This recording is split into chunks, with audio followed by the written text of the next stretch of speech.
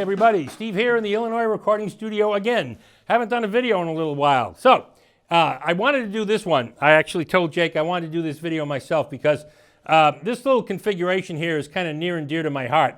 The toms and bass drum. And I'll tell you why. The toms and bass drum are early stop sign badge Gretsch. So they're right at that transition point. Pick the number, 69-ish, right around there. And they went from the, obviously the round badge to the stop sign badge, and they made some other changes, like the tom holder used to be a two-post, two-hole tom holder. They went to this longer version with 4 holes, as you can see, for mounting. And this is when they switched over from a diamond plate with a spade to basically the floor tom leg bracket with an L, which is the same sort of a configuration Ludwig always used. Ludwig used that for their floor tom legs, their tom bracket, and also the cymbal arm, L arm, which of course is the case here as well. This kit is in champagne sparkle, and it's a beautiful finish.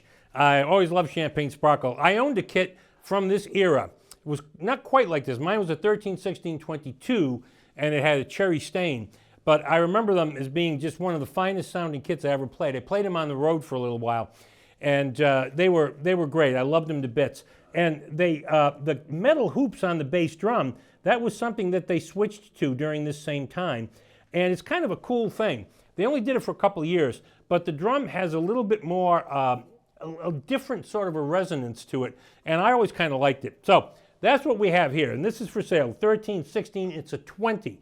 So it's 9 by 13, 16, 16, 14 by 20, cymbal L arms included.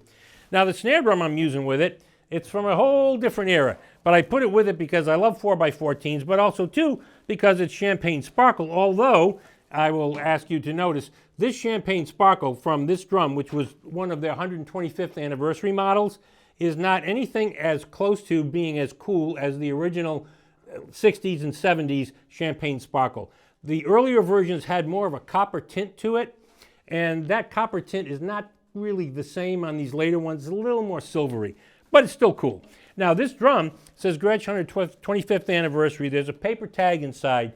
They made like 300 of these at the 125th anniversary, and I think you can only get them through Guitar Center. I think it was one of those deals. The paper tag is signed by Fred Gretsch, and it's numbered. I think this says number 32 or something of 300. So anyway, I think they made 375. Whatever it is, it's on the tag. But it's a cool drum. It's 4x14. I like 4x14s. Got a lightning throw-off on it. So this will also be listed on our reverb store. And of course the cymbals, we try to get sort of period correct on the cymbals around the 70s. And in this case, we've got a nice set of 15-inch hats, a little more like a new beat, a little heavier on the bottom, a nice 18, and this might be a 60s, but it's a really nice 22. So, again, you can see all of these things up on the reverb store, and I'll just shut up now. We'll play a little bit, have some fun. All right, here we go.